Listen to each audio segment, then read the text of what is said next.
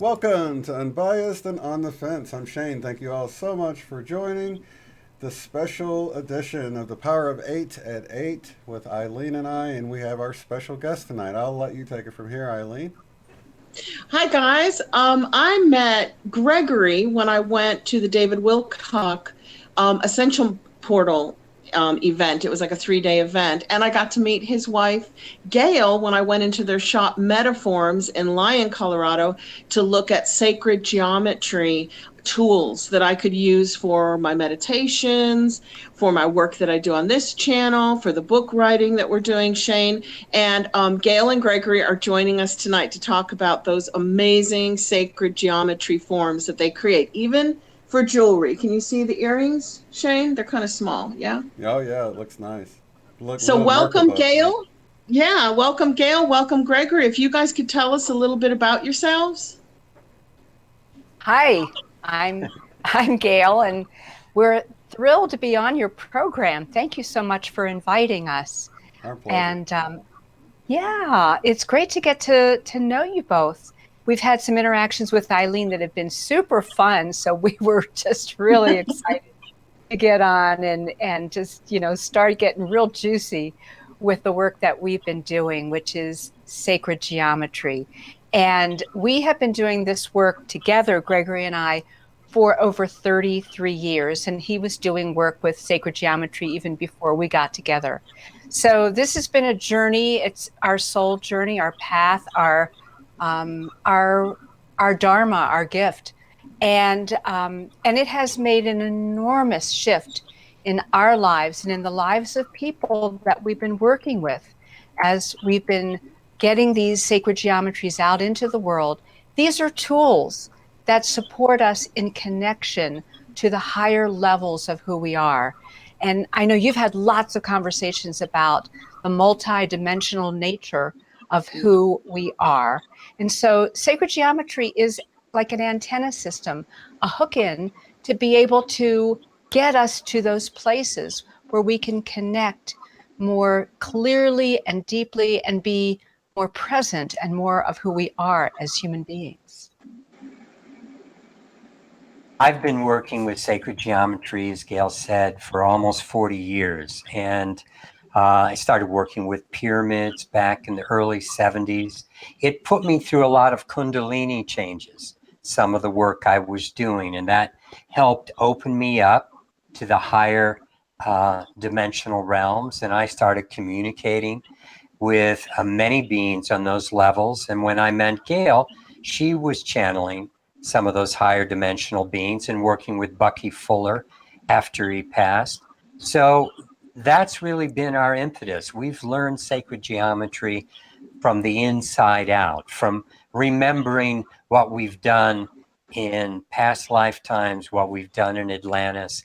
And so much is coming to bear these days with the rising energies. It's the return of a cycle that's bringing us all back into connection with our higher selves. And that's why this is such an exciting time, and why we're really happy to be speaking with you today and go over some of the things that we can share to help each other, because we're in this together and we want to help each other in our growth toward that higher connection, toward unifying with soul, toward moving into a vibrational realm that will take us into that higher, larger expression of who we truly are. And that's the nature of this time. I mean, that's why we're here today.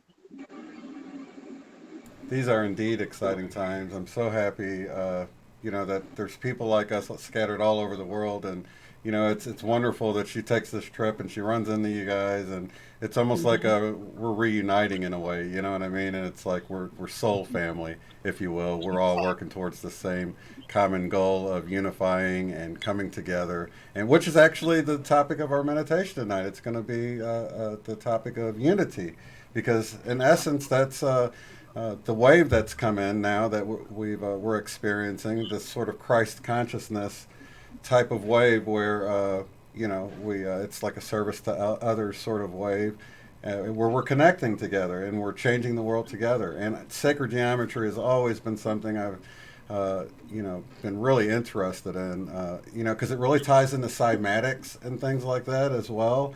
And even a lot of the crop circles, you'll see these really neat geometric patterns, and you know, I don't know where they come from or whatever, but I sure know all of them sure do catch my pique my interest, if you will. So, and just so you know, a lot of people think, when they think of sacred geometry, they think of Drunvalo Melchizedek or Melchizedek, because he did the 36-part video series, which is now on Gaia TV, and he wrote 2 books on it. But Gregory and Gail know him and worked with him and gave him a lot of his sacred geometry information.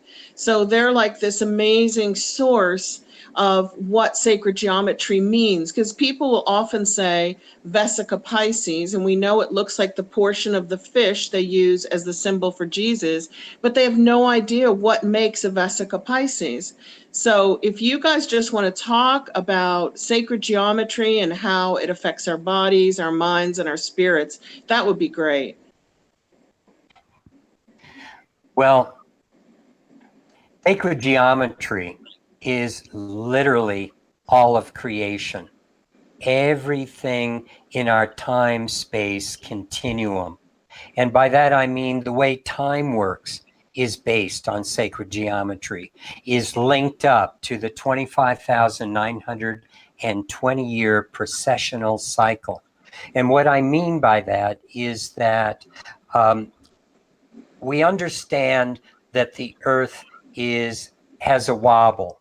And this wobble in its axis is what scientists say causes this precessional cycle. What that means is that if you line up precisely with the stars in the heavens, and work with that alignment, say through one of the sacred sites here on Earth, as what was done with the pyramid at Giza, what was done at Stonehenge, what was done with many of the Mayan pyramids. They worked with relating to the stars, relating to the planets, relating to the cosmos.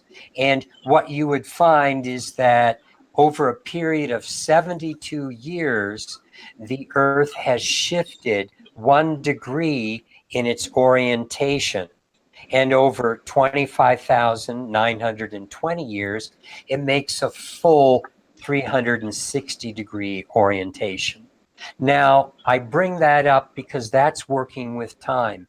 When you work with the Mayan calendar, when you work with the Egyptian calendar, actually, the Vedic calendars, they're all working with a 360-day year, a sacred year, that divides evenly into that greater period of 360 degrees. And so do all of the geometries that we work with. All of the Platonic solids go into it in even numbers. And when we look at all the numbers that came forth from the ancients in the way they built their temples, in the way they put up a certain number of pillars, or they worked with a certain orientation, and they had certain geometries. These all break down into geometries that relate to the phi ratio, that relate to life, that relate to DNA, that relate to the way we communicate as human beings in our electrical system, the way higher dimensional realms interface with this realm. because we only understand things in this 3D reality, which is really a very small slice of the bigger part of who we are. That's what Shane, what you were talking about a few moments ago, about us being multidimensional beings. And that multi-dimension means that only about 10%, like the tip of an iceberg, is what shows up here. That's all we show up. The rest of us exists on these higher dimensional realms. And the way energy moves from those realms into this realm follows very definite geometric patterns.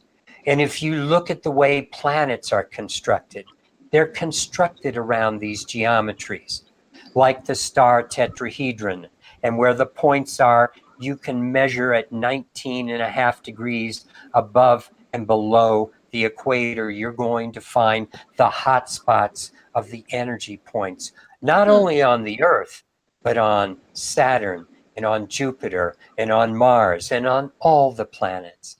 And then when you go to the way the galaxies are formed, it's around certain geometries that are relating to the octahedron. And when you start to look at the universe itself, it's compartmentalized in squares and in cubes.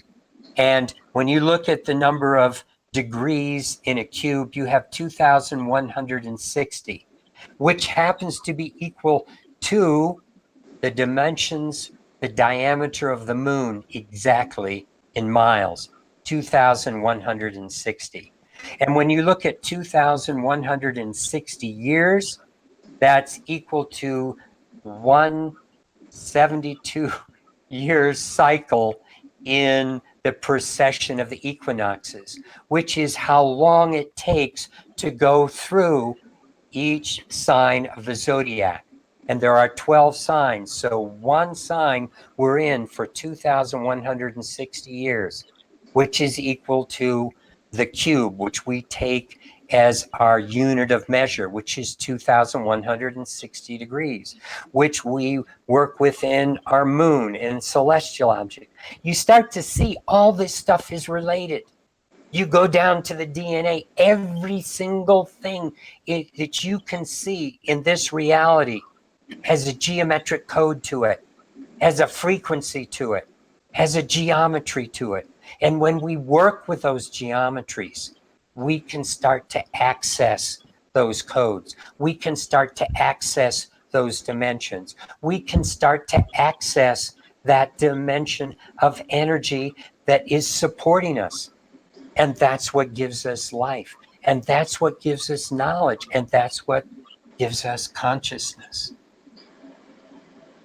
Do you think, Shane, that sounds a little bit like the Matrix? You know how everybody's asking now, are we living in a matrix, a programmed matrix? When you're talking codes, geometry, mathematics, it's starting to sound very Matrix-like.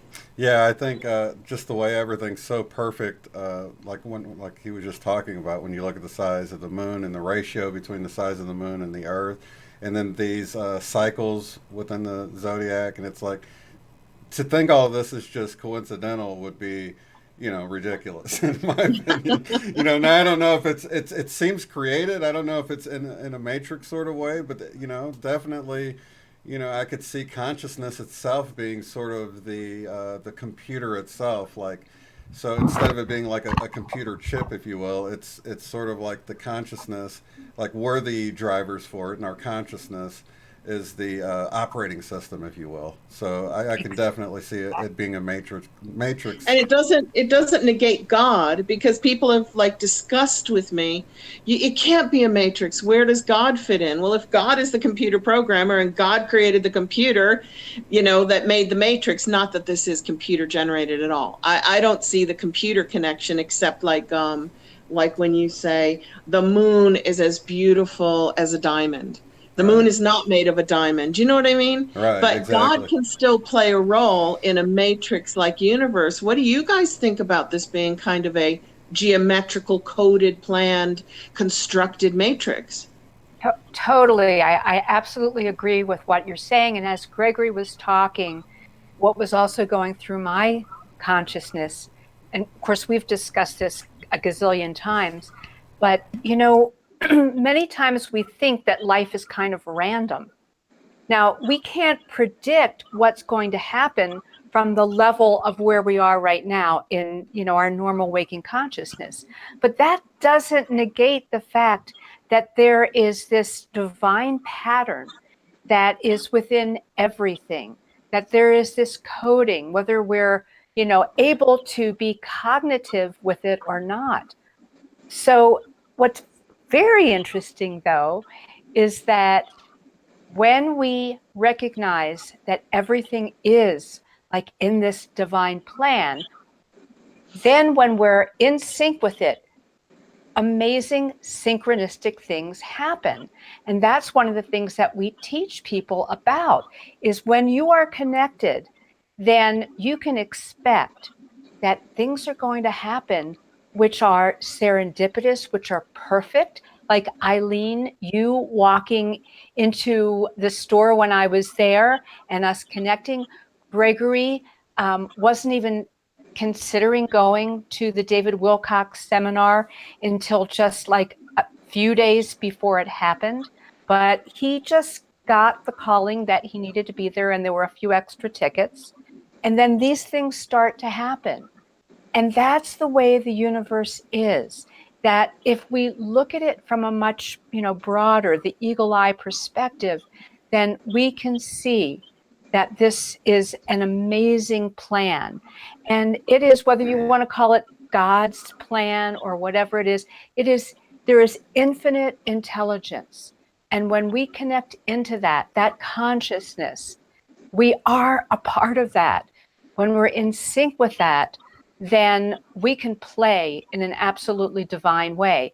The problem is when we block the flow, when we're out of sync with it, that our lives get to be kind of like in disarray. They get, things get a little bit weird. And that's the point where we can take the cue and say, wait a minute, if things aren't working in my life, then there's something very important here for me to learn. There's something about coming back into that balance, that connection, that synchronous place, so that we can be in alignment with what all of this really is. And I want to speak a little bit more to that because it's a really important question. But at the bottom of everything, when people get new information, and sometimes it's information that may be upsetting their status quo or upsetting their belief systems, it's important to always go to the bottom line of love, of consciousness, to understand that there are so many things happening in this universe that are beyond our understanding, but always you need to approach it from that heart perspective. Like the moon itself, the reason it fits that dynamic so perfectly is it is a construct. It was built many, many, many hundreds of millions of years ago by a race called the El Nath. They're no longer in this dimension. That's a race that moved on to higher dimensions some time ago. And there are many beings that we work with that are outside of the dimensional system. And the dimensional system that I'm talking about is the one within which the divine hierarchy exists, where you have the archangels and the angelic kingdom. And there are gods that work with this universe. And there are sources beyond that and beyond that. Always, all beings are looking further up and further in toward unity. It all is going back to unity. In this dimension, in the third dimension, there can be quite an amazing display of conflict. And there are beings that are moving toward unity in sometimes what I would feel would be negative ways, because what we work with as far as moving toward unity, it's always, as you said a little while ago, Shane, we're in this together. rather than being in it for ourselves only. And we're in it to be of service to others. And it's by being of service, by connecting to that love where we feel that love and compassion for each other, that compassion that was really brought onto this planet by Jesus. And he was Christed for that. He went to a level of energy that is known as a level of Christ consciousness. And there are geometries that are working with that. And that's what you mentioned, Drumvalo. I was working with Drumvalo back in the 80s, making geometries for him. He often said they were made one way, and I thought they were, well, I knew they were made a different way because I made them. But bottom line, we were talking about the Christ consciousness grid for quite a while, which was made up of an icosahedron and a dodecahedron that interpenetrate. But he said one day, there's something greater I'm getting. I said, I know, I've been making it for the last few months. It's something that we call, and he named it the unity grid. It's combining the icosahedron, the dodecahedron, in a way where all the points are interrelated. And it turns out that this form has triangles, 60 of them all over it. And each one of those triangles exactly matches the face of the Great Pyramid at Giza. So this is working with similar energies as the pyramid, but the truth is that pyramids were used on this planet some time ago to help stabilize the planet, to help stabilize humanity on the planet, to start working with energies that would allow for a connection to some of the star systems and to ground those into the planet. Our guidance some time ago told us pyramids are no longer fulfilling the purpose that is needed on the planet right now, which is the evolution of humanity, the evolution of human beings. So certainly with all these beings that we relate to on so many different levels, all the aspects of your being on so many different levels that are working with this character like a puppet, that's like the Matrix.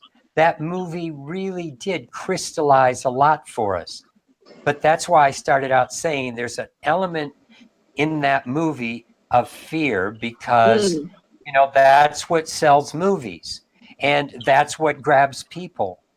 But your choice is always there moment to moment, whether you go into fear or whether you stay connected to source inside.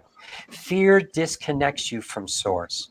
And what's happened in our lives, sadly, is human beings are so creative. Fear comes from the place where when we inhabited this animal body, it had a fear mechanism that was there to pump up the adrenal system, to get us into flight or fight. That meant that when a saber-toothed tiger was coming up over the hill, you were going to get out of the way, and fear was going to be the catalyst that was going to do it. But what's happened is today we take that fear and our boss makes a funny face, our girlfriend hangs up the phone on us, you know, and we go to the worst case scenario. And then we worry about it. And then we feel guilty. And that's a form of fear. And then we get angry. And that's a form of fear. And then we get sad. And that's a form of fear. All negative emotions are aspects of fear. And well, let me ask you, Gregory, this is a really important question. What do you think, if we're connected to the higher source and higher beings and our source is higher, why are we so fearful? Why do we come into these bodies with amnesia? And we're not like, oh, hang on a minute, that's not a saber-toothed tiger. That's just my boss making some grumblings. It's like we're amnesiacs running around in meat suits, reacting to everything around us. And the reason why is if you knew it all, you wouldn't have anything to learn. If it was all lovely, this planet wouldn't be worth coming to because you wouldn't have the opportunity for service. If it's like a guy that stands in the corner of the gym and he's flapping his arms up and down, and you say, "What are you doing?" And he said, "I'm working out, I'm building muscles." And you say, "Hey, if you put some resistance, if you put some weight at the end of your arms, you're going to build more muscles." And so we get resistance here. That's what builds our spiritual muscle. You're And describing Shane's ideas of why we're here. Shane, you have said this so many times, haven't you? Yeah. He goes, what if we were perfect spirit, having a lovely experience, and we got bored and we're like, I want to do something now. Boom, you wake up in Earth, amnesia, you know.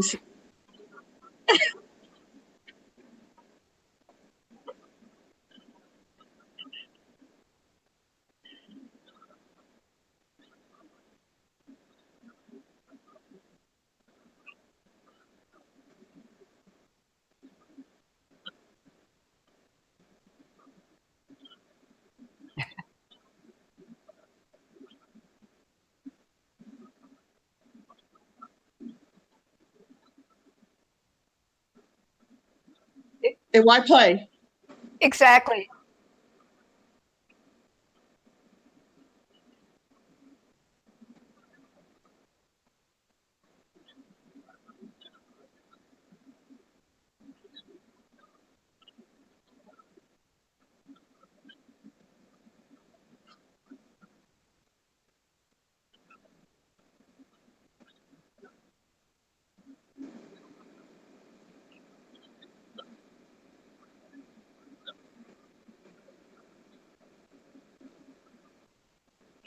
That is Absolutely. It makes and makes so much sense. This is a very important conversation. I believe that this dimension, there is a vibrational energy in this dimension that has been accrued over many, many, many generations, centuries, eons, whatever you want to call it. And so it's like a soup. And then we come into this soup. And as we are evolving into more conscious beings, rather than thinking there's going to be somebody from outside of this dimension that's going to save us, instead, guess what? We're the ones who have come here to evolve this conscious field. This field is really a work in progress. And so, when we look at the different yugas, the different cycles of time that Gregory was talking about before, there are cycles that have more light attached to them. There are cycles that have more darkness attached to them, where human consciousness and human actions have been, pretty dark. And we are the people who have volunteered and shown up at this time to bring us to a higher expression of humanity, to bring us back into unity, because we have been in this density, we have been kind of restricted and incapable of connecting with that higher intelligence, that higher wisdom. And so there's all these religions and different belief systems that have suggested that there is going to be some momentous thing that's going to happen that is going to save us all. Well, that might happen, because I don't know. I'm not one who's going to predict anything. However, from my perspective, it's up to us. And when we're in unity, we have so much power. It gets back to understanding synergy. The power of one by itself is just a fraction of what happens when we come together. And so unity is such a place of coming back into service and recognizing that when we come back to be in a unified field, we do carry a lot of stuff. Just like you were saying, we carry anger, we carry fear, we carry all kinds of stuff. And if we keep repeating those programs over and over and over again, we won't be able to accomplish our mission. So instead, when we can recognize that we can just disengage from that fear, disengage from that anger, then in a matter of just moments, we come back into that connection. That's where our power is. That's where that center of love is. And that's what this is really about. And that's why, honestly, we've been doing the work that we've been doing all these years is to help people come back into that place of source, of heart, of unity, of compassion. So together, we can evolve this dimension.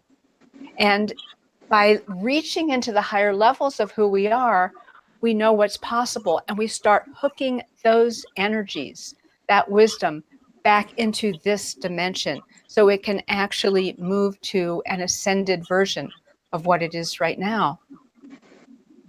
You know, Eileen, that's why the pendant that you have, what it does, and why we muscle test people when they're wearing it.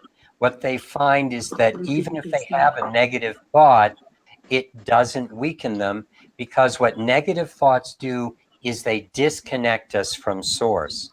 And when you are connected to source, that's when you feel the joy. That's when you feel the love. That's when you have that intuition going. That's when you feel supported, because you feel the connection to everything. And all the toxins in this environment are disconnecting us. All the EMFs, all the things that are going on with our judgments, our emotional body, our negative emotions, all those things are around disconnecting. And so the tools that we're building, the pieces that spin at certain speeds, the energies that flow, they create an environment that allows for connection to happen. And when connection happens, then you are empowered. Then you are the one that is co-creating your reality. And you can watch it from a higher perspective. And you don't take things so personally as you walk through this valley. It's just like Shane was saying, we understand what's going on. The problem is we forget too much. And it's set up that we forget. That's why we come in and we have that past life forgetting. But the more you work with this energy, the more you work with those higher dimensions, the more clearly it becomes evident of the past lives that you have had. We remember a great deal of what was going on in past lives. That's why we're building the things that we're building, because we've built them before. We've done it many, many times. And we've understood the importance of doing it again in this lifetime. But the most important thing is that right now, like Gail was saying, there's some talk about, oh, we're going to be really in a great space when the sun blows up and the aliens come and saves us, and they're going to save me because I'm a good guy, and they're not going to save him because he's a bad guy. And, you know, that's so much brouhaha that takes us out of the moment. And the moment is where you're empowered. The moment is where you can do something. I mean, right now. I mean, this breath, and then this breath, and then this breath. And that's the way each day goes in connection. The tools that we have, I have them on me all the time because they help me with that connection. They help me with feeling the organization within my body. It's like we've done tests where we've had a lot of scientists, test the things that we have and find that internal organs start to come into balance. Just a couple weeks ago, I had a scientist who I've known for a long time, Dr. Glenn Ryan. He's been on, Eileen, you may have seen his picture on some of David Wilcock's programs, because David really liked Glenn, because Glenn showed that consciousness directed toward DNA samples could affect the DNA. And what he did with my geometries about 25, 30 years ago was he was testing them and found that geometry, without any thought or anyone interacting, also affected DNA. And Wow. now what he's doing is he's finding that a lot of the geometries that we give him, like the Metatron's cube, which what I was talking about earlier, this is a geometry, Metatron's cube, that has the cube on the outside, that has an octahedron in the center, and a star tetrahedron pointing up and pointing down. A lot of people think of this as just this geometry in this direction, that it's a flat piece that is like a six-pointed star and a six-pointed star. But it's three-dimensional. Two-dimensional geometries do not have the energy of three-dimensional forms. So this also has this perspective and this perspective. So you see, 3D geometries have a lot more going about the way the universe is created. It's created with these three platonic solids first that are found in this geometry. But That looks like magic when you put that back on that stand. It's like it's floating. I love it. I could have put a green cloth down here, then it really would have been floating. Gregory spinning his geometric forms in the air. Or I could put it and have me as a talking head. Anyway. So how do we use those? It almost looks like plexiglass or one of those glass geometric patterns before you touch it with the green screen. Oh, yeah. I like that. That's really It does. neat. I didn't think he could grab it. Did you? No, I thought it was an image. Yeah, that's It's neat. always fun to grab an image. Yeah. Yeah, I love it. You know, he's talking, Shane, about your soup. You always talk about the soup too. So you're like connected with these guys and how they're viewing the world, because you used to always say how you feel like these dimensions and timelines are not specific, separate places shut off from each other, that we're kind of living as bubbles in this soup. Remember that? Yeah, yeah, totally. So you guys probably are familiar with Tom Campbell's work then, right? The NASA physicist that talks about the entropy and the just how we're sort of trying to get back to the point where it's. I think one of the best examples he gave was how if everyone was service to others, then everyone on the planet would be looking out for you, and you wouldn't have to look out for yourself. You wouldn't have to be a service to self person, you know. And when you really think about that, you can see that would reduce entropy, or chaos, if you will, to a point that everything would harmonize perfectly, because no one would ever steal or break into your home or murder anyone or anything if everyone was always looking out for everyone else. Exactly. And then we would understand ourselves as in the oneness, in that mindset of oneness where whatever I do truly does affect you. You are within me as well, and that's where when we look out and we see a lot of the discordant energy that's going on here, it would be very easy. And believe me, I fall into this as well as anybody else does. But it's easy sometimes to look out and to get, pretty annoyed and, shake a finger at what somebody else is doing. And then it's important to step back and go, hey, where do I participate with that? What is that aspect of me that this is bringing into the light that I can heal? Because when I heal that, I'm then affecting the whole. So the more that we can take responsibility for not us and them, we've been living in an illusion of separation. And that illusion, honestly, is crumbling. And that's one of the things that's making it very confusing for a lot of people. That illusion is dissipating. And what is behind it is unity. And then we find, oh, wow, I need to embrace all of those other beings that I thought I really didn't want to have anything to do with, that I hated, that they weren't going to, get anywhere near my life. Mm-hmm. that is a part of the expression of human beings. And, you know, it's so amazing to look at like the environment and to see how everything is so involved with everything else in such a sublime way, you know, so that the way that cattle normally would graze on grass, and the way the insects are part of the ecosystem, and the way that the trees and the flowers and the bees and the butterflies and, you know, everything works. There is such a divine design behind all of it. And when we get back to that, then we realize there's not a good or bad. There's not a, you know, an evil or the white knight. We have instead the opportunity to reflect on all the different aspects and remember ourselves as all of what's being displayed to us, and bring that compassion back to it, bring that honor back to that. And that is one of the tremendous challenges of the time. And it's really very difficult to do it alone.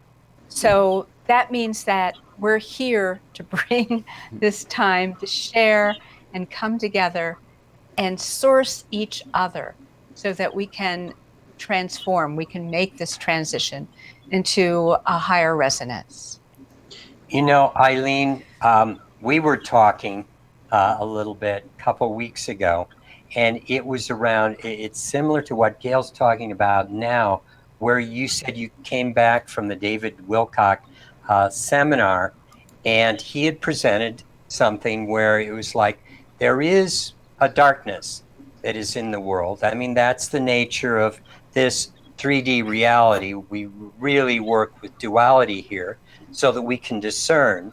But he was talking about that evil. When you are confronted with it, you do one of three things. It's either you run away in fear, or you succumb to it and just say, okay, it's easier just to go along with it, and I'll get into taking as much as I can, and who cares about others and so forth. Or you stand up to it. And I know when you were talking to Shane, you didn't quite resolve that, but I mean, that's what we're talking about now. The resolution is when you are faced with fear of this negativity in your life, the way you confront it is by going into your light, by going inside through your heart center, connecting to the higher part of your being and drawing upon all the light that you can. And if you are meant to interact with that which is in front of you, then universe will help you in the way that it needs to happen. Universe will play things out in the appropriate manner. We can't figure it out. We can't confront or change this reality other than by changing ourselves, by going into the light. And then you'll be in the right place at the right time. Then the issues in the world, rather than worrying about them if you can't do anything about it, you'll be drawn to the ones that are appropriate for you to make a difference with. If that's children, or go ahead, what were you going to say? That's a good resolution, because I do have a more specific dilemma to throw at you, because I knew we talked about this and I knew this was coming. Okay, so there are some light workers who are desperate to ascend to 5D Earth next month. So they're going la, la, la, la, la, la, la, la, la, closing their ears, closing their eyes, closing their mind, and saying, don't show me that my taxes are building bombs that I'm dropping on children's buses in Yemen. Don't show me that you tortured this animal before I serve it up for my children. If I don't see the negativity in which I am participating with my body, my money, I'm supporting it, then I will be rewarded and go to 5D Earth next month when the rainbow cloud hits, which David Wilcock now says is in 2028, didn't he? He put put another date out there, but many people are saying it's now, it's next month. They've been predicting it every month since March. So the theory is, if I close my eyes and I close my ears and I see nothing negative, I will be rewarded by being sent to a beautiful heaven-like place instantly.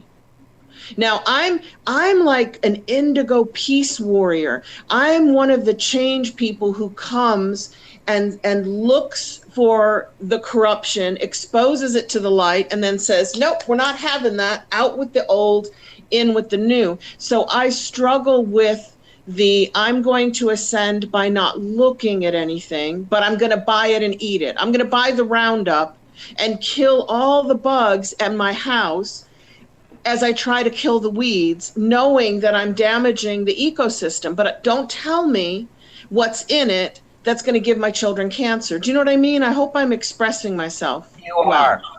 And, it's like, to be honest, how stupid do you think God and all these higher beings are? I mean, we're talking about infinity here. We're talking about, fifth dimensional beings, sixth dimensional beings. They've been through all this, and they are working with a complex of understanding and wisdom. And we think that if we sweep it under the rug, you didn't see me sweep it under the rug, so no one's going to know. I swept it under the rug. I already know all this stuff. So in going la, la, la, la, la, it's too late. It's too late. You already know. You know it. And the point is, it's like to think that being good is what's going to get you into heaven.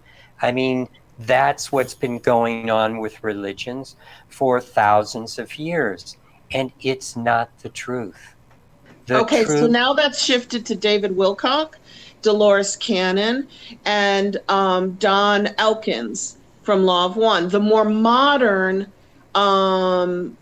metaphysicians who write philosophy have been saying, if you're just over 51% good, don't worry, you're going to get zapped up to a good place. And then the ones who are 51% bad, they're going to get stuck doing Earth over again. So you're right. It's almost become a new religion, a new age religion. They pulled that from the raw material, and some of the raw material you have to understand. It's excellent. It's probably one of the best channeled materials I've ever seen. And yet, to play the game of 51%, I used to have a business partner 40 years ago that gave odds to everything. Oh, that's a 45% odd. And I go, this is bullpucky. I mean, how can you say that? I mean, it's like, how are you? Let's take a step back. The thing is, even talking about when these things are going to happen, that's an incredible disservice because it disempowers people right now. This is the moment that's important, not next moment, this moment again and again. You have to be present in this reality. And if you think that something is going to happen in the future, that's where your consciousness is, and it disempowers you for the moment. If you think that good guys are going to save you, that's going to disempower you. If you are putting this on anyone else, other than, as Gail said a little while ago, it's each one of us taking responsibility fully for our lives. And ego can get mixed in there. And ego drives a lot of good in this world because people think, oh, if I volunteer, if I'm good, and that's your ego wanting to be part of it sometimes. You have to go beyond ego and into that state of beingness. And you can't get there by thinking about it. You can't get there by doing good actions. Get there by being and then being again. Meditation helps. Some of the tools and things that we build, we meditate with them because they take us into a deep state of consciousness. And they take us into a place where we can connect to our beingness. And sometimes my beingness has, put me in the space of being a real yokel. And, it wouldn't be what you would say is a good guy, but that's what spirit needed to catalyze the situation to do something it needed to do. I think something that's really important here in this conversation is that kind of belief system, basically sticking your head in the sand and saying, la, la, la, la, la, I'm not going to deal with it, therefore it's not there, is so disempowered. And human beings have gone through so much training that has disempowered them, taken them away from the essence of who they are, taken them outside of their creativity, denying that connection, their intuition, their higher sense, being able to really trust themselves. And so what our work is really about, and I think what is so valuable and so important in this time of coming back into unity, is not a unification of wimps or people who are following, somebody who tells them what to do. We've seen enough of that. It is about empowered people, loving people, creative people who recognize that they are here to fulfill a destiny, to bring about a consciousness of greater love.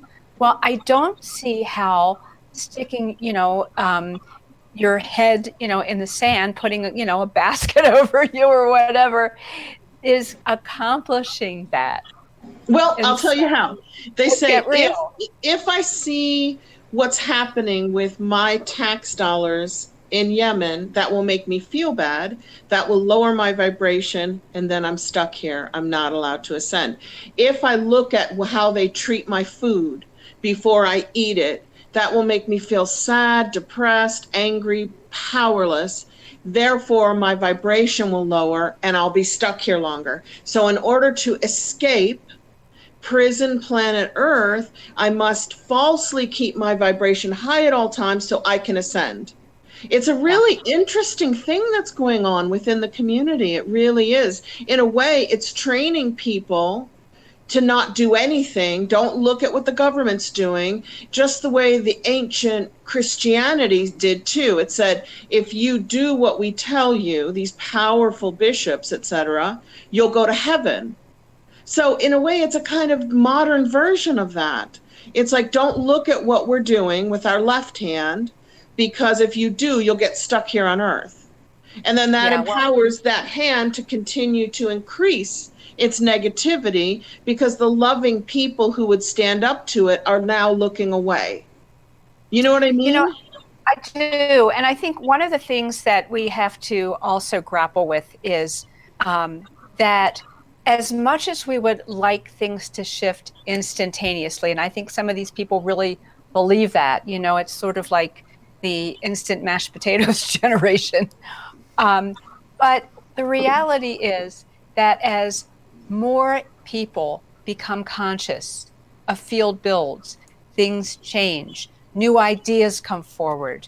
There is a movement. That's the way transformation works. When you look at, just in biology, how does something shift? It's not just like some little aberrant thing by itself that happens. There's enough force, there's enough energy that starts to shift things to a whole new paradigm. And that is very important, to be able to see the bigger picture, not just to become so overwhelmed. Yeah, it's true that our tax dollars are doing things that are abhorrent to so many of our beliefs. So what are we going to do about it? Are we just going to sit around and go, well, then I'll just be a good person and meditate, and I'm going to ascend, and I'll get out of here, and you guys get to deal with all this garbage? Instead of, I love that I have the opportunity. I love that I am in a place that really has so much to offer and yet so much to deal with. Let's get on with it. Let's get, to the point where we're not being cowards, but we're really being, courageous to come forth with our light. That's the thing about a spiritual warrior. A spiritual warrior is ready. They're ready to really deal with what's going on. They're not hiding behind, some, false belief. And I think the darkies don't. They don't certainly hide. With, you know, as the heroes, like you're saying, being brave and coming out, being the hero. We don't want to cower down and hide under, stick our head in the sand and just hope it all goes away, like what we're saying. But realize that rising above it and seeing those other people and still loving them through that and seeing this as this grand play where, of course, we have our villains. We want to be the heroes in this. And it's all working together for something grander, Back to you, Gregory. I agree. The point is, you do what you do with consciousness. And when I say consciousness, I don't mean just awareness. I mean with the expanded aspect of yourself. When I don't care for Trump, but if he comes into my consciousness, into my meditation, I see him as a little child that needs a hug, and I hug him and I love him. And, I don't care for what Monsanto is doing. And if I have an opportunity to vote against it or get my congressman, that's what's happening with this grassroots swelling of a lot of Democrats right now, where ordinary people, housewives and people of different religions and different colors, and are, instead of the white older men that have run politics for so long, all these other people are coming in saying, I want to make a difference and I care about my neighbors. I care about what's going into our food. And you choose the kind of food you're going to eat. You can make choices at the grocery store and what kind of a grocery store you go to. You can make choices over the way you educate your children, over the way you talk about your reality. You can make choices in moment to moment in the way you interact with the people around you. You let the bigger things go. If you cannot be part of their change at the moment, you deal with the car next to you. You deal with the bug crawling across your table right now. You deal with all the things in your reality that you can deal with, and you deal with it consciously. If your car has a flat, you turn it into a game and you change that flat and you find where the tire is. Or if you need to call AAA, you figure out how to call AAA. It's just part of the play at the moment. You don't go into sadness and fear over that kind of a thing. You engage with life from a place of consciousness.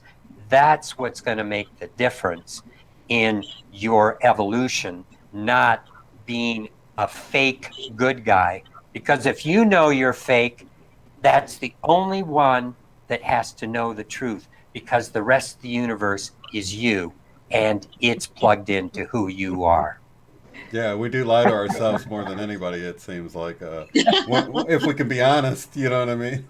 But nowadays, if I have a flat or something like that, I wonder, what did that just save me from or whatever? I don't see anything as being coincidental anymore. I think, it's divine timing. Something held me up. Maybe I'm supposed to meet somebody and now I'll line up with it. Or maybe I was saved from causing a wreck or being in a wreck. Or I always think deeper about things like that nowadays, where I didn't, even a couple of years ago, I wouldn't have thought that way. I would have got angry about having a flat. But now I'm like, something changed up my path and I'm happy for it, thankful for it. But you're thankful about everything that comes into your life. And if you figure out the reason behind it, great. If you don't figure out the reason, you just go on, and you just go on in gratitude, always moving in gratitude. And being present with gratitude is so powerful. And, and that's what we want to support people in becoming empowered and present, showing up. Each one of you has so many gifts. And we need everyone who is choosing to show up and be present and be a part of this journey. We want everyone to show up and participate. And that is the way the energy, the field is really going to build. A So, lot of it, though, is no excuses anymore.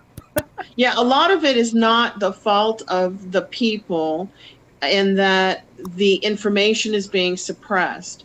Because I worked in mainstream media for so long, I know how to get information outside of my current environment. And there are two things that could seriously empower each and every person in this country. And those stories, that information is being suppressed. It's not being put out there, because then the people would be empowered to act on it. And I'll just tell you two of those things that have come up in the last couple of weeks. Number one, there are counties in California that are successfully suing the manufacturers of 5G and the state government, which is giving them the permission to put 5G in everywhere.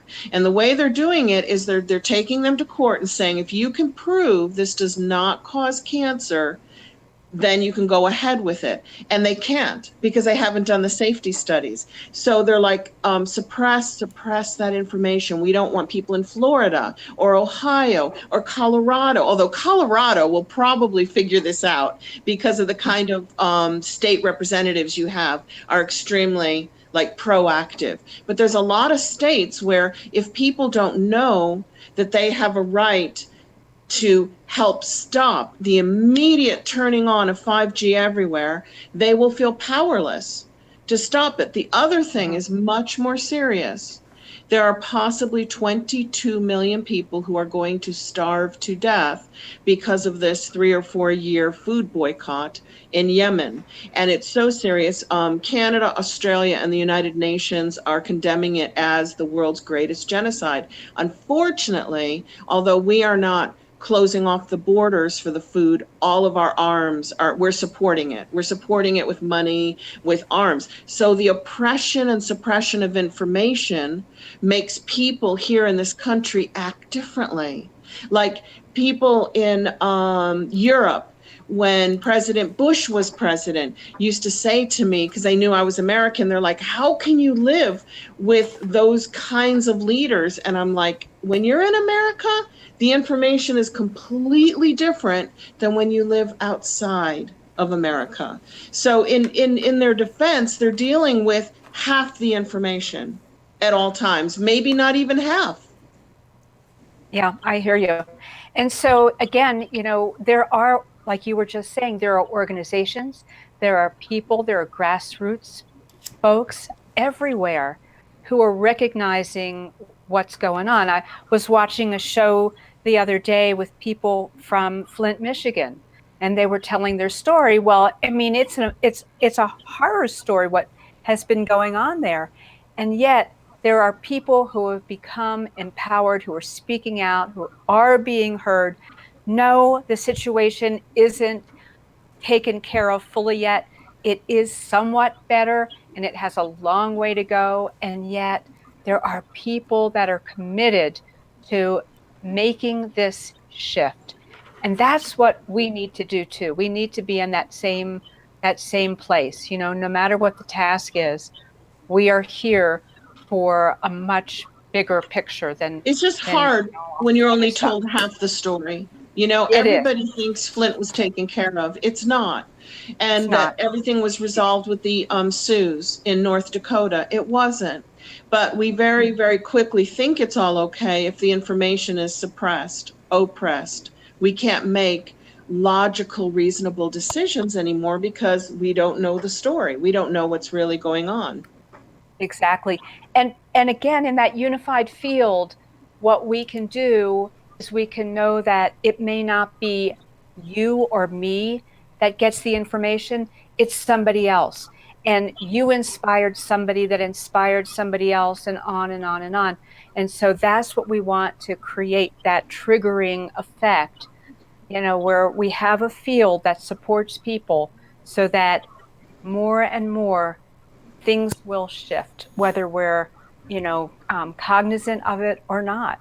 Mm-hmm. So, a lot can happen. And One of the things that Gregory and I want to do this evening, because we've had some really poignant and wonderful conversations with you, Eileen and Shane, and we have a meditation that we want to do for you that is really about unity. And it's a little exercise working with some of our sacred geometries that Gregory has shown you some of them. And you're going to see up on the screen this beautiful video of these revolving geometries as we lead you through a little relaxation meditation that will support you in coming back into a place of being more aligned and comfortable with you as part of unity.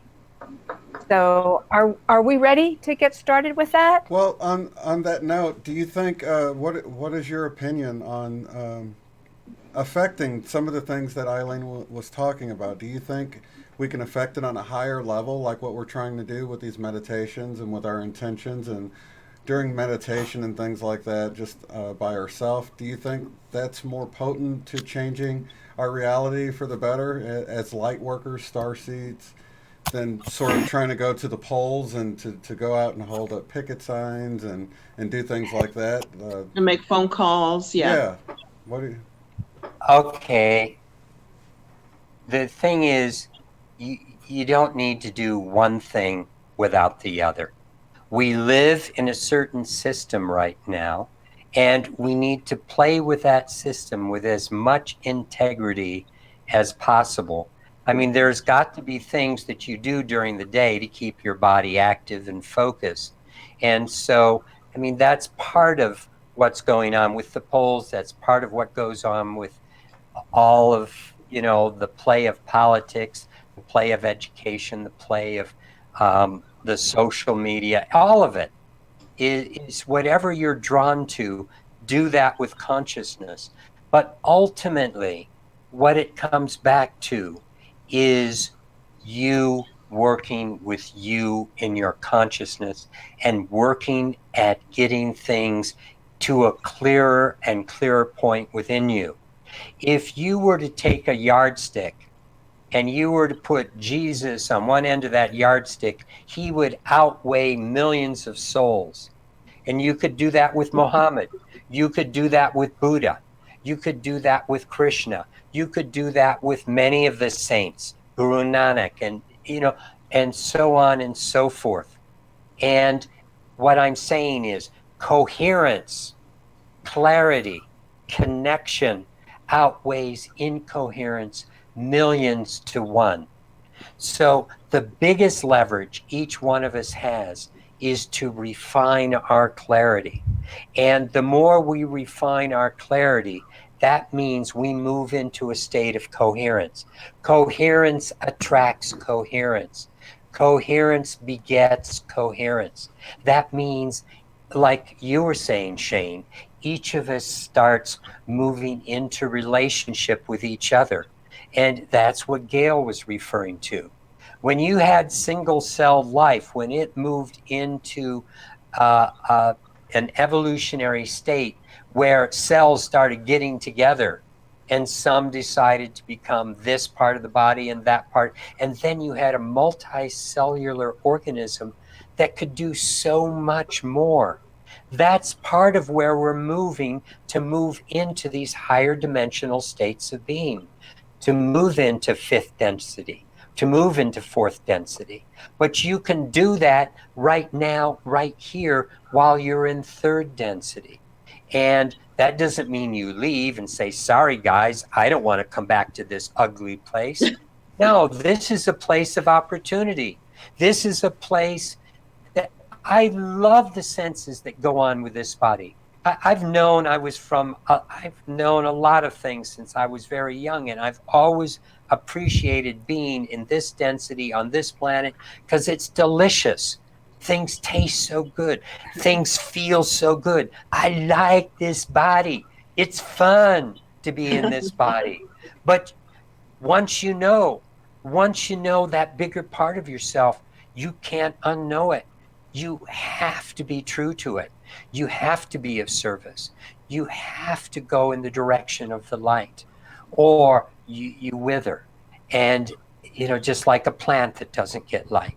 So, in working with all of this, it's so important that we work with the thing that's most important, which is the light within us, which is the love that's in us, which is our opportunity to evolve. But you don't evolve in a cave alone.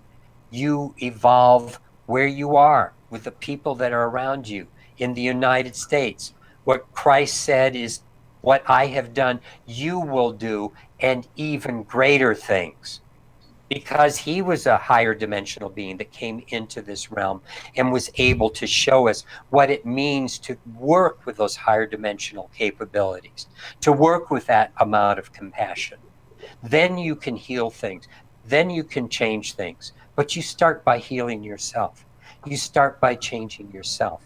So, but that isn't something where you stop the rest of the game. It's funny that you guys mentioned the light, because the latest thing in our community is, when you die, don't go to the light, because the light is a trap that will erase your mind and send you back into 3D Earth. So run from the light. And I'm like, what? This is almost like hearing the movie Men in Black, where they go zap and they shock your eyes with a light and you forget what you just experienced. The latest thing is, the light is a trap. It will erase your mind and send you back into a 3D Earth life. Yeah, don't go to the light. Now, I died and was resuscitated when I was 17. And I'm telling you, the sounds and the light are beautiful and wonderful and not things to be avoided. But I don't think people, when they die, are actually in a thinking process. I think they will go to the light because they know who they are. They recognize their source. I don't think they're going to be saying, now, wait a minute. A couple of years ago on YouTube, I heard, don't go to the light. But it is kind of a new trend that the light is to be avoided. Oh, that's funny. When it comes down to it, it's so important to go back to what is your truth?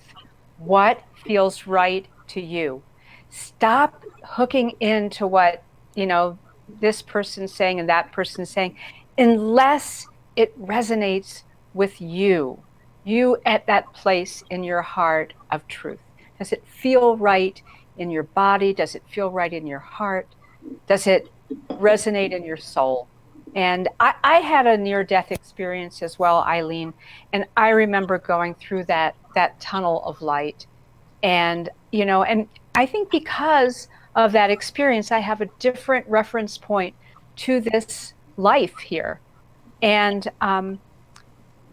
I believe that people will do what really is, what really resonates in truth with them when they unhook from some of this other, very interesting dialogue. It sounds like too many of these weird movies or whatever. Yeah, but it's being formalized now with the rise of Gnosticism. It's not the old Gnosticism, which you guys might have come in contact with, and Shane has, by reading the Gnostic texts. It's a new form where Lucifer means light bearer, light being. Therefore, worship Lucifer as the new Christ through a new movement of Gnosticism. And it's really interesting for me to see this coming up now, because it's not resonating with people. They can't instantly go from Christ consciousness to, oh, wait a minute, it's Lucifer. Lucifer, the being of light. It's just not working. Well, think about it. What is that statement doing? It's raising fear. Not about confusing. It's raising confusion. It's raising fear. It's raising doubt. It's raising negativity. It's like, if it were true, it would resonate with that love and that truth as the statement is made. It's like God in unity is not a trickster. It's very straightforward. It's very plain. It's about love that's pulling you into your heart and feeling compassion and connection to all that is. It's about feeling the unity that you are. It's about feeling the connection that exists. And, you know, we just need to see when things are brought up like this, what's going on in our body? Where are we feeling it? Are we thinking about it? If it takes a lot of thought, that's not where it's supposed to be either. It's supposed to be in your heart. It's supposed to be what's real. And so, you know, you said it, you know, people aren't at the time of death. They're going to be attracted to what they're attracted to and doing what they're doing at that point in their creation. There are so many levels of creation. And after we pass out of this body, there are so many other things to keep us occupied and involved. And it's going to be a process forever. It's an infinite process. And, you know, the beings that channeled the raw material, they're in their process and they're moving on to higher dimensional levels and higher levels of density.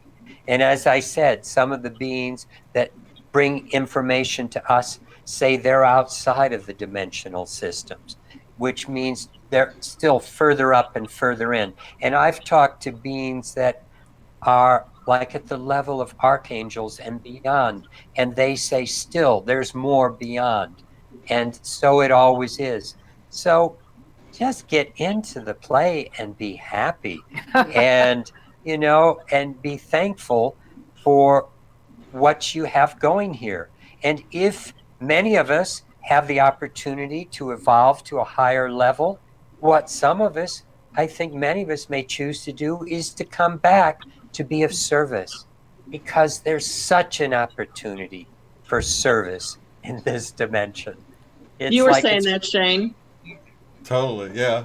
Sometimes you feel like you wouldn't come back, but we came back this time, right? So. You were saying like a It's year amazing. ago you wouldn't come back, and now you're like, yes, I would. There's work to be done here. There is. And it's beautiful. You know, this earth is absolutely glorious. We It are is beautiful. blessed with being here. We truly are. And we're blessed with finding each other. Mm-hmm. You know, that's what all of this is about, is we're finding each other.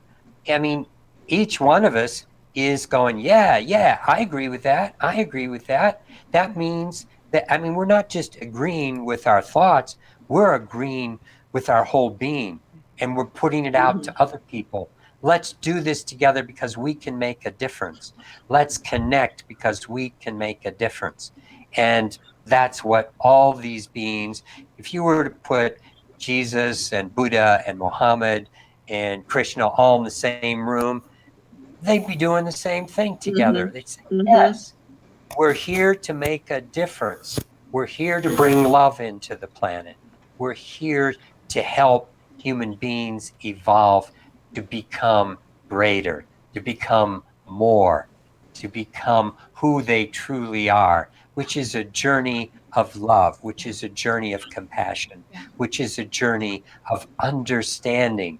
Let's share it with each other. That's what they did. That's what they brought here. And so it's now time to take it the next step, not waiting for the Messiah to do it for us, but recognizing that we are that co-creative power. And when we work together, that power is awesome. Oh, I agree. And we have it a lot easier than Jesus did in his day. I mean, think about it. We would have all been crucified or, you know, burned at the stake. You know, if it wasn't just even a few hundred years ago by now, I know I would have from some of the things I've said. So it's a great time to be alive and to be a part of this wonderful thing. And I think that's a great segue into our unity meditation. If you guys don't have anything else to. Okay, thank you. Awesome. So I'm going to turn off my sound so you guys will not hear anything from me. Okay, and Greg is going to cue us up here. All right. Okay, so let's begin our journey by relaxing deeply and breathing together. get into a comfortable position and take a beautiful deep breath. Envision that we are joining together to encircle the earth with loving energies. As you breathe, we share the air enveloping the planet. We project into the geometry of these air molecules our intention of love, compassion, and well-being for all. Together, we will be recycling the energy. Breathe in now and let go on the out-breath of what no longer serves. Together, we will continue to build this field of unity and co-create an environment of physical vibrations for all life on Earth. This is an important step in being fully present. Many limitations have existed on this planet that have kept us from reaching our greater potential. We have not yet learned to think of ourselves as unlimited beings with full co-creative capabilities. Without judgment, we let go of the old patterns as we open our heart centers to the new. Continue working with your breath, relaxing deeply as we breathe together. As the old ways are weakening, we are being asked to step up to receive our God-given role.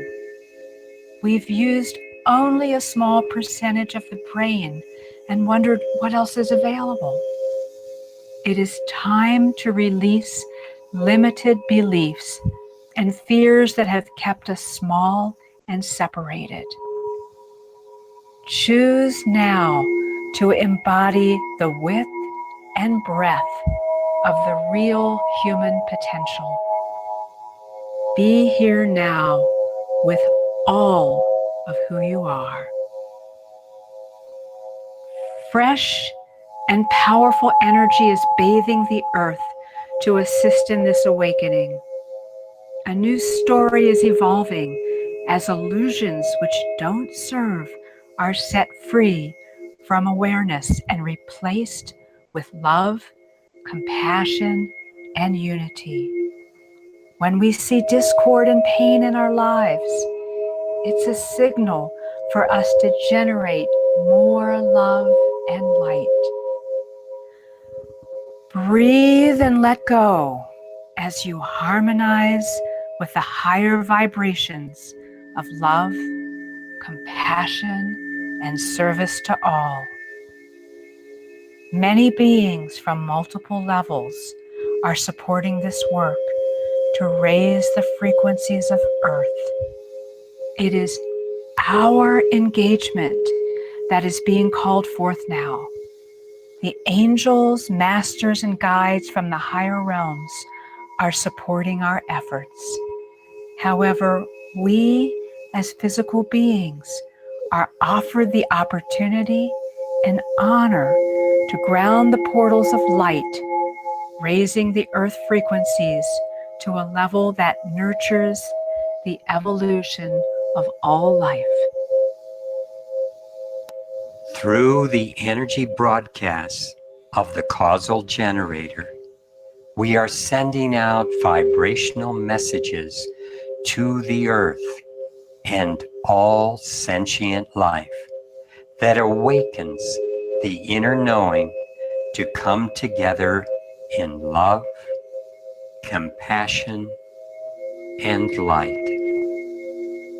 We are remembering the dream of who we are as spiritual light beings that have a mission and a purpose to shatter the illusions and collectively shift into service for the good of all. So much potential rests in the quantum field as we build this consciousness.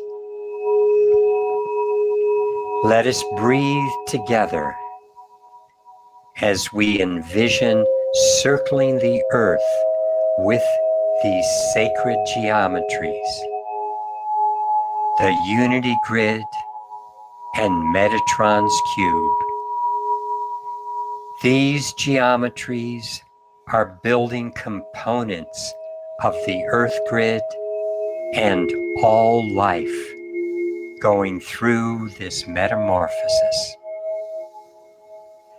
Breathe together and feel the resonance as we raise the light potential and anchor the structure that is grounding more love into the earth plane. The geometries form carrier waves that are free to intersect with all light and stimulate the seed memory that was implanted into all life forms. The internal light and sustenance of love are awakening and providing the nourishment for growth. We are all part of this higher alignment. Breathe through the heart as we feel the light penetrate deeply. We ground this high frequency structure to rest in Gaia and continue to grow. Feel the power of this unified field as we close our meditation. You may see high frequency rainbow lights streaming into and around the earth. You may hear universal music as the earth grid takes this energy into each of its vortices and relays it through the planet. Feel the love and the blessings. Take another deep breath and prepare to come back to this program.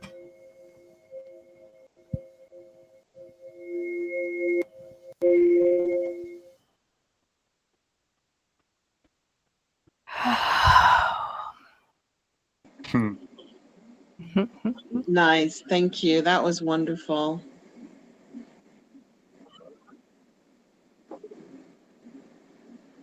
Sorry, I had myself muted for everybody else. I love those geometric patterns. That's is that the same thing you have going between you? It is. We pointed them all out. That was Metatron's cube that I shared with you, was one of those geometries. This is the star dodecahedron, which is also, people often think of the star icosahedron as the Merkaba, because that's what Trumvalo introduced as the Merkaba, and indeed it is, but there are many Merkabas, many light vehicles, and a more advanced light vehicle is the star dodecahedron, because when you work with that form, you're working with the Christ level of consciousness. It's the level of energy that Jesus went into and grounded onto this planet in order to increase compassion. And it's that level of energy that he embodied, so that's when he became Christed. And then also we have the unity grid, which was another form. So you got it, the three forms that I have spinning, and those colors. At the end, Gail wrote about the rainbow lights. Well, when she first used that phrase, I think it was last year, in a meditation, she wrote the meditation and we both read it, and she was talking about you may see rainbow lights in the sky. And the very next day, before we gave that meditation at night for a program we were going to be doing, she said, have you looked outside? Go outside right now. And that's when I started taking pictures of those clouds and those rainbows. It was like these incredible colors I'd never seen before were in the sky for an hour. And it was just fun how it always happens with universe. When you open up to something like that, well, universe finds that as an anchor to bring it through. And it's just fun. The synchronicity. Oh yeah, and you know what? The funny thing is, just today, I was out with my son, and I'm like, "Look up there, son!" And there was an actual rainbow halo around the sun, a complete ring around the sun today when we looked up there. So, and it's, you know, I had no idea about this meditation and that she would say that, but you know, that whole retro causality thing, you know, the illusion of time. So now I'm reminded of that happening today, and it's sort of this backwards synchronistic event because, you know, Source knew this was going to happen. Absolutely. You know? Because there's no time, you know. Right. We segment that, and we think that time is this linear thing. It's not. And you know, those synchronicities are such an important thing in all of our lives, because then we know we're being played with. We're part of the whole. We're working together. And then you expect it, and you see it more and more and more in your life, where you're just playing with people. You're playing with universe, because universe loves you and wants to play with you. And, you know, if you're having a difficult time, as we've all said, find out what the difficulty is about, you know, start pumping love into it, shift out of it, you know, bring gratitude, love to bear, and shift your life, because you're learning something and you don't have to stay there forever. It's time to take a step up and a step out into your life.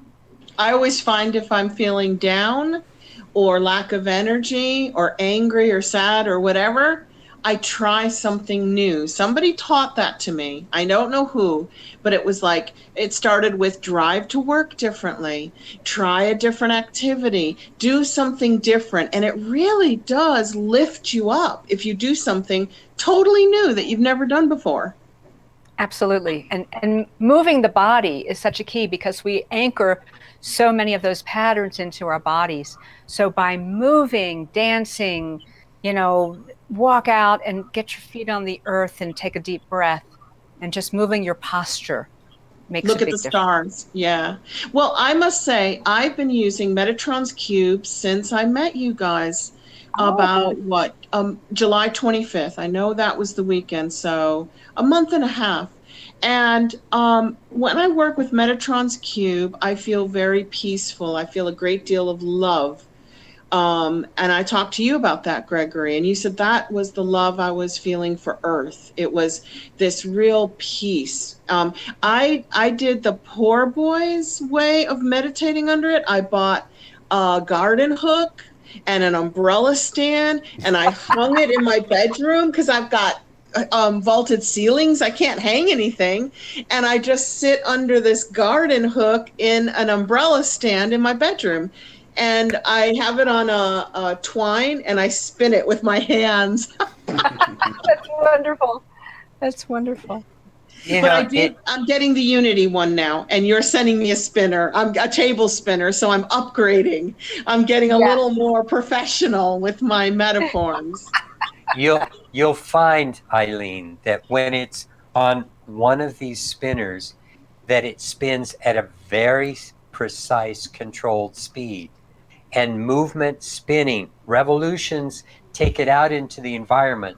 But the precise revolution is just like being the precision of the earth in relationship to the precession of the equinox and the precessional cycle.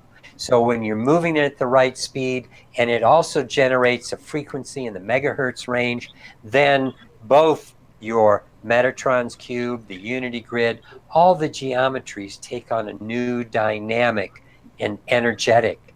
And you'll start to feel that they're all different. I feel peace, calm, love. I feel like, oh, when I meditate with one of your metaforms with Metatron's cube, and I've ordered the unity grid.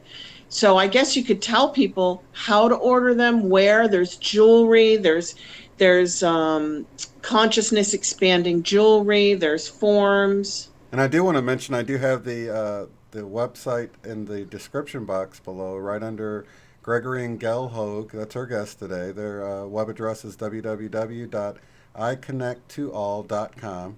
And it, like I said, it's in the description box below. What will people see? They can order any of these items that you have here, Gregory? Beautiful jewelry as well, reasonably priced. Absolutely. And it's like the Heart Companion is one of our favorites. It has two sides. One side is grounding, taking you into Mother Earth. The other side is moving you up into more mental. Pretty much the grounding is, I think, best for most of us most of the time. But all of the things we do, we totally guarantee. That means if you try it and if you take it off after a few weeks and you don't miss it when you take it off, then send it back to us and get your money back.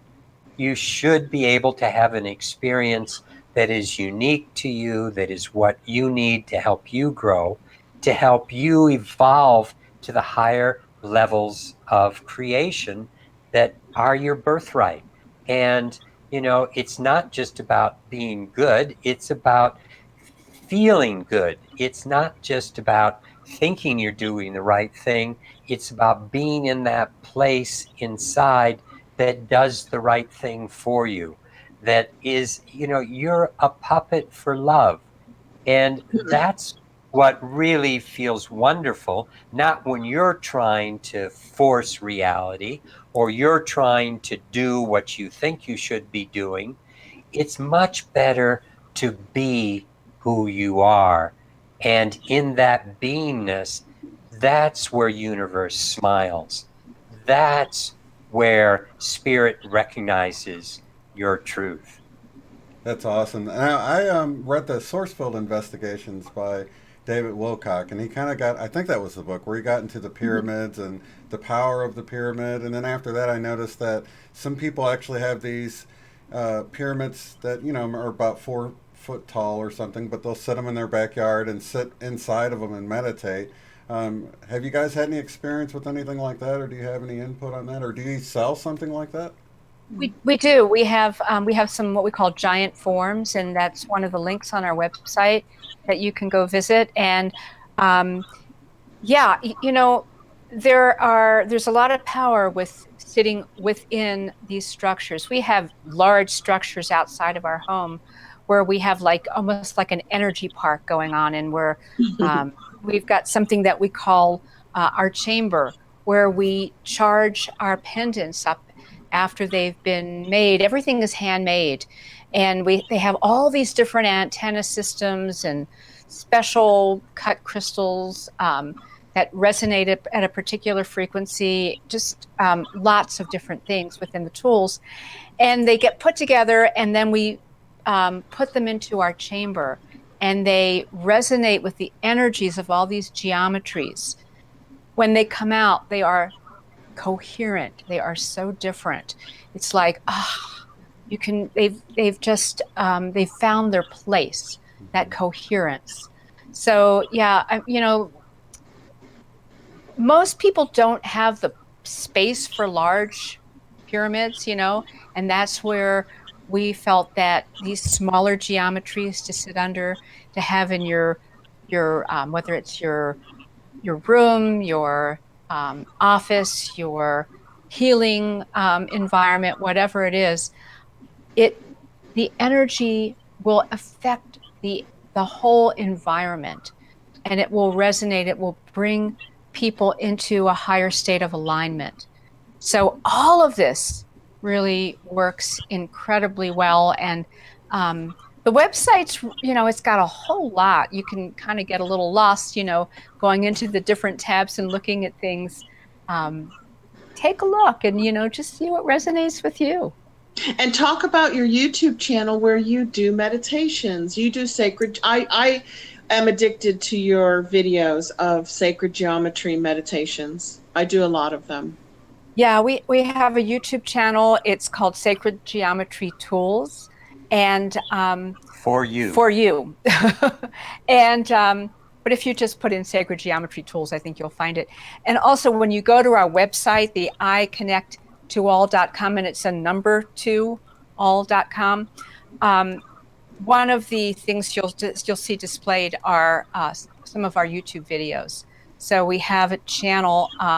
Greg and I put together YouTube videos like on a regular basis. So right now we're sending out like 2 YouTube videos per week to just talk about some of the things that we've discovered, that we believe, that we feel are supportive for other people, as well as meditations. We have these activations that are on our website that are these short meditative attunements that work amazingly well with the Heart Companions and Eye Connects, so that you get to really work with intent. You get to, have a focus with these tools that can take you on your journey, the next step and the next step, because we're here in a physical reality that has all kinds of opportunities and challenges. And so these tools really support people in just so many different ways. And we have things that you can carry in your pocket. A lot of women carry it in their bra because designers, for some reason, believe women don't deserve pockets. I don't have any pockets. That's kind of funny. I know. What is it? I mean, like, so, I mean, I've been around women. I've been around women who've had handbags that say you need a hammer, a screwdriver. Everything's in there. It's huge. But nevertheless, I'm just saying we also put inside the forms the advanced Eye Connects, because there is a crystal inside the advanced Eye Connect that is vibrating at the same frequency as what's being generated inside this motor, which is 28.333 megahertz. So it's a high frequency vibration that is going into these Eye Connects and tools. So when you have it on the form or you have it on your body, it's really great if you carry one and then you put it in the form. It's like you going into the form, because this Eye Connect has gotten used to your energy. You started connecting with it. You put it inside the form, and it's like, whoa, you've just gone inside that form, just like you were saying, Shane, sitting inside a pyramid. And we make Giza pyramids, but we also have the Aquarian pyramid that I designed 35 years ago. And we have other more advanced types of geometries, like the dodecahedron. Just to sit in a large dodecahedron is very, very powerful. But all of these different tools, it's just fun to work with the energy, because you feel the difference in your body. You feel the difference in the way you think. You feel the difference and the way people, even in animals, relate to you. Mm-hmm. It's funny. I mean, people talk about, I remember this one grandmother came in and she said, since I've been wearing this pendant, my grandchildren are now climbing all over me, and they didn't want to have anything to do with me before that. I had this one couple come in their late 70s or early 80s, and they had the pendants, and they were coming back to buy something else because they liked the way it was working. And he leaned over to me and he said, I like this because she doesn't yell at me as much anymore. And his wife overheard us and said, well, I don't have to. Yeah, you're behaving. I don't have to yell at you. But, it's like they both have it from their different perspectives. His behavior is changing because he's feeling different. Her reactions to him, it's changing because she's feeling different. She sees things differently. He sees things differently. You start seeing things differently because that's the nature of working with energy. That's the nature of working with love. That's the nature of working with higher consciousness. I'm sorry. Yeah.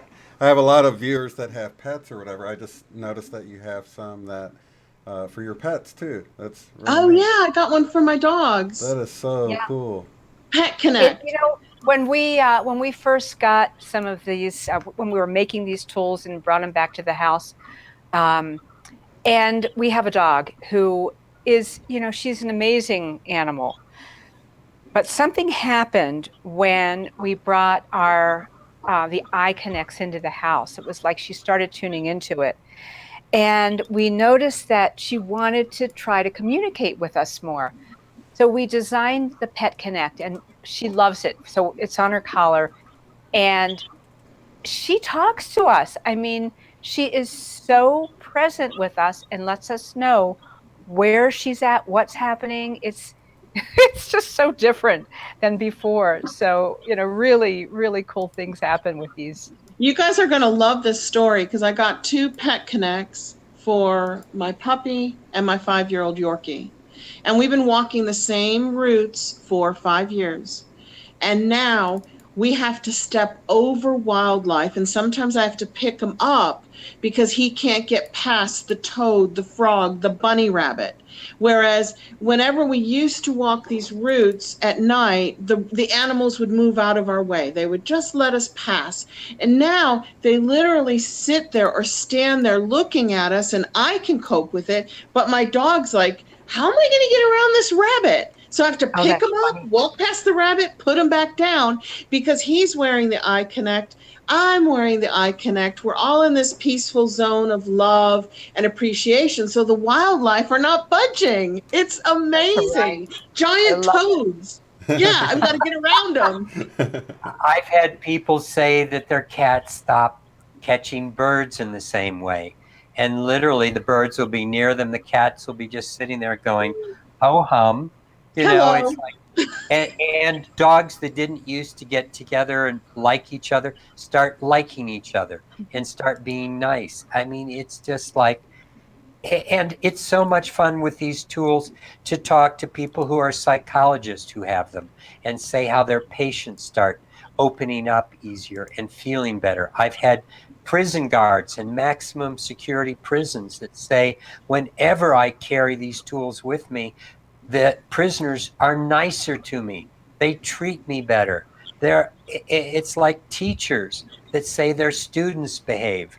It's like, what's interesting is the people that put these things on and see the world change around them Yeah, and not realize that, oh my God, what was the I've vibration changed. that I've you were changed. being? Right. Yes, it's like you start. I mean, this one woman who, I mean, she was a lesbian who was really angry about how everyone could see that and treated her like Mm. that in a demeaning way. And after having a pendant and walking around, she stood in front of my booth because I let her try one. I said, walk around with it for a while. And she came back. She said, everyone was so nice to me. Everyone just treated me like a human being. Everyone was just sending. I mean, it was like she was telling people, you got to try this. He'll let you try it. I Just did that try with this. you. I ran up to Gregory in the break time because he started kind of saying things about sacred geometry that were a little more accurate. And I was like, hi, where are you and where do you have these forms? Because I only have 2D books from Drunvalo. And you stuck an eye connect in my hand. And suddenly you started doing tests on me, and all these people gathered round. And it was like, think of something really sad and negative without the eye connect. And my hand just like flopped down like a wet noodle. You put one in my hand and you put my arm out and you said, now think of the same thing. And I had all this strength. It's like it actually changed my physical aura, my etheric body, my astral body was affected by the tool, which is why I raced to your shop. And as soon as we got there, Gail walked in coincidentally. And I was like in sacred geometry heaven because you had about 30 spinning forms and I had to sit under every one of them. But my family members because like I meditate an hour or two a day, my family members, they were so awesome. They're like, oh my God, I'm getting dizzy in here and I'm feeling a little nauseous because the energy in there with the forms was so high. I would like to come back just to get back in the store and just kind of hang out and absorb all those forms again. But you physically feel a difference. Yeah. Come back and spend some time on our land as well, because that's where Greg and I do most of our work here. And there's some really phenomenal energy, and you'll love walking around. And I expect to levitate when I get to your land. I expect to float like a yogi. I want to check out one of those pyramids, man. yeah, you bet. Come. Yeah. When we start floating, then by gosh, we're going to have a lot going on. You guys should open a sacred geometry feel-good park where people can go and like absorb all that wonderful energy. Yeah. Well, that's kind of what we have in our store and in our home. We live on a couple 100 acres that we have trails going all over, and a river running in front of us, and ponds, and it's just, and there are a lot of vortexes. So I mean, this is what Spirit has done to support us in our process. It's just my family's always been into the new and the unusual, like, aliens and rocks and minerals and all the metaphysical practices. And they loved your store. It was like coming into a place like a metaphysical candy store. That's the only way I can describe it. It felt good. Yeah, exactly. Yeah. And if it doesn't feel good, then you got to question what's going on. And, sometimes though, in our process, things can be a little uncomfortable when we start working with more energy. There can be something where, we've just kind of blocked that energy. So to be conscientious with it and to look at it and see, what can I do to move through to the next level, to break through? Just like anything in your life, if something isn't working the way you'd really love it to work, then the question is, okay, what do you want to do about it? Again, it's the empowered approach. Looking at, what are you creating now? What is your opportunity? How do you shift that intent so that the field that your life is operating off of is going to support the things that you want to create in your life? And just so people know, even if they don't have your forms, if they go to your YouTube channel, the meditations you don't have to have the forms. The forms are there on the screen, and the meditations kind of energetically connect you to the forms. And the last two were on love and relationships, and the ones before that was on building abundance. Your topics are really healing for our community. And if you don't have the form, you can still go to the website, the YouTube channel, and do the meditations, and the forms are right in front of you, on your screen. Absolutely. And that's one of the good things with going to our website. You can see like really well what these different structures look like and envision them. And, they are energetic structures. Mm-hmm. So yeah, when we do these meditations, we're vibrationally sending out those forms, just like, with the meditation that we did. Those forms and the music that we put behind is energized to send out to you the frequencies. Where are you located in Colorado Springs? Are you down like in the Manatee Springs area, or? No, we're actually in Lyons, Colorado. We're north of north of Boulder, on the way to Rocky Mountain National Park. If you're ever on the way to Rocky Mountain National Park, then you're going to go through the little town of Lyons. And that's where we live. That's where we have our shop. And then we live about 15 minutes from there, off in a rural area. On the way to Estes Park, on the way to the haunted Stanley Hotel. And you can't miss it, because when you drive through the town, there is an enormous crystal on the left-hand side of one corner. There is, enormous, like 3 or 4 feet tall, Shane. And 2 feet wide, a foot or 2 feet wide. Wow. Yeah, a friend of ours actually is the sculptor who created that. Yeah, that was created by Jim. Yeah, Jim Valona. Valona. Well, tell Jim we gave it a lot of hugs. It's getting lots of hugs from passerbys. Okay. Great. Oh, well, maybe we can do this again. Oh, definitely. Yeah, would love to have you back. Maybe we can do it from the property or something and Oh, that would be cool.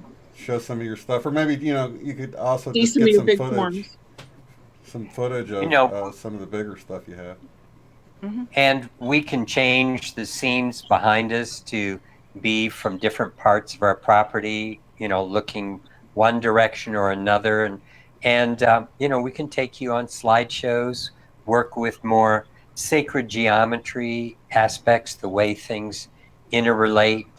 That sounds The wonderful. building up to this form is something that I want to put out to the public. It's like if you start with a dot and you can end up with this, and it takes you through many sacred texts. There are many things that have been shared from the Atlanteans and from the ancients that have come down to us in sacred texts. And human beings just haven't understood how to transfer those numbers, those um, things that are brought to us in those sacred texts into geometry, into what they're really talking about. And I understand it because I was on the other end of putting it in, and now I understand how to take it out on this side of the millennia from 9,500 years ago when Atlantis went under. So It'd be nice to learn a little bit about sacred geometry for our community. Maybe when you come back next time, you can tell us a little bit about how it works. Yeah. Yeah, definitely. Sounds great. It can go on and on, trust me. Oh, I bet. Yeah, there's A so much to lot of learn. I can already information tell. there. Yeah, it we only goes, scratched the surface, right? Yeah. there isn't anything that doesn't relate to sacred geometry. Nothing that you can put your eyes on that doesn't have a sacred geometric context. How Nothing about that, sound, singing, talking, Oh, sound? totally. absolutely. Absolutely. Absolutely. And right now, there's so much being made out of working with A being 432 hertz versus 440. Well, that 432 is a geometric progression that is related to certain geometries and related to the cycle of time again. So you see it in so many places where frequency and sound comes into form, as Shane was talking about with cymatics. Sometimes in cymatics, like there's a particular geometry that David Wilcock likes to show, a cymatic geometry. And the joke, the funny thing is that you see this cymatic geometry that is looking like this, and he says, okay, now you change the frequency and it changes into a different form. And that's why I said at the shop, I said, you don't change the form, you change your perspective, because it moves into this geometry. This cymatic geometry is the same as this cymatic geometry. Only you're cutting through a 2D version, because that's what's happening with cymatics. You're putting sand or lycopodium powder on a plate or in water, and then you're putting frequencies through it, sometimes multiple frequencies. And the frequencies generate the patterns, but because it's two-dimensional, by changing the frequency, you're changing the perspective of the three-dimensional object that you're looking at. And you think that the image has changed, but really you're just sailing through a different dimension of reality with that frequency to look at geometry from a different perspective. That's amazing. And all geometry relates to all frequency, all sound. When you work with the electromagnetic spectrum, we break it down into waves that we think are this wave that goes up and down. But it's really, that's our two-dimensional understanding. we break everything into 2D because as 3D beings, we can control 2D. We understand 2D. So we have communicated with each other through books and papers and screens and things that are all two-dimensional, but it inhibits our reality of 3D thinking. And so we need to catch up to 3D, and then we can start thinking in higher dimensional ways with 4D and 5D. But if you look at sound waves of the electromagnetic spectrum and or the gamma waves up at one end or light in one part, and when you get into physical matter, we look at it as these waves that go up and down like this. But if you think of it 3D, it's a spiral that's moving. And so, but from a side, the spiral, if you look at it, you only see the 2D perspective, and it looks like a wave going up and down. But if you start to turn it a little bit, you start to see it's really three-dimensional until it's coming directly at you.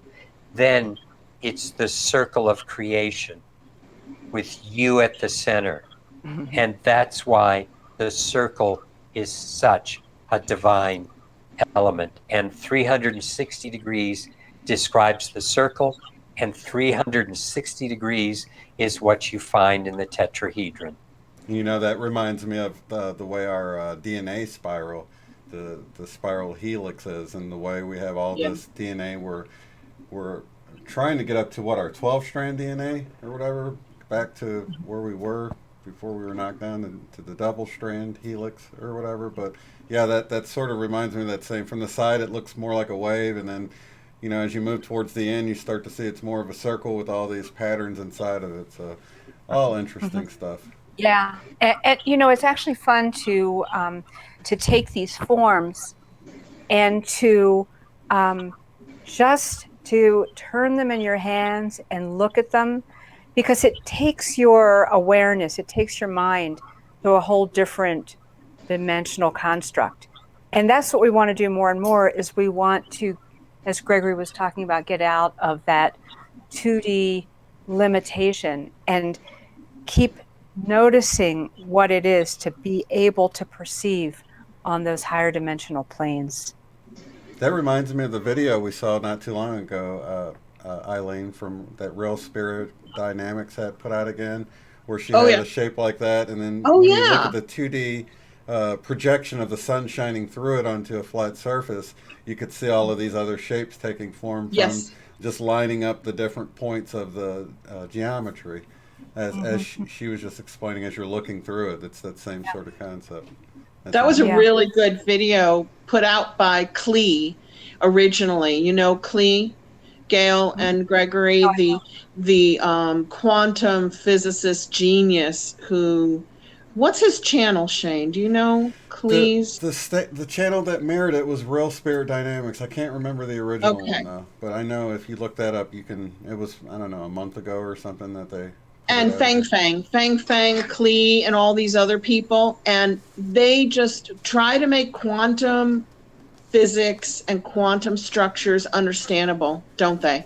Yeah. And you guys would love it. It actually reminded me of what Gregory was saying in the beginning about how, if you imagine this pyramid or this iceberg, and we're just this little point poking through in this reality, and they were explaining how the theory of everything, it's just whatever the element is that we experience, it's just one little point poking through into our reality, but it's all part of the one big geometric pattern. So it's really deep, but it brought that back to me when Gregory was talking about that. Send us a link to it. I will. And let all your people know too. But one of the things that's interesting on these forms, like the pendant and the iConnect, what I found and discovered years ago was that three-dimensional forms have a lot more energy in connecting to higher dimensional realms than two-dimensional forms, because 2D in truth doesn't really exist in this dimension. If you take a piece of paper with a drawing on it, you turn it sideways, you see it doesn't exist. If it has any energy, you the human being are bringing energy to it. But in order to work with things that people could wear where they would have a lot of energy and I could squeeze more energy into it, I found that every geometry has 3 focal points. The face, and there's one geometry, and the vertice, the point, is the second geometry, and the edge is the third geometry. And if I have those 3 geometries in a conductive material on a non-conductive background, like fiberglass, and I work with copper on fiberglass in these tools, and then I surround it with a circle that creates a unity, I can then broadcast 3-dimensional energy, and 3-dimensional energy is picked up then by these tools.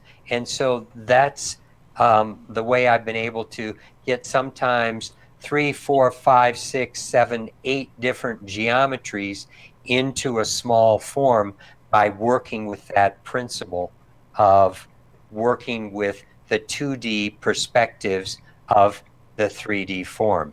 Mm-hmm. Very nice.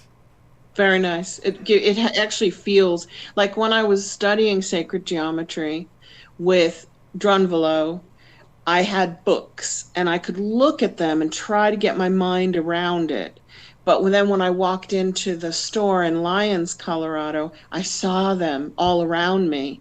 I understood them differently, and then I could feel their energy by sitting under them, holding them, looking at them.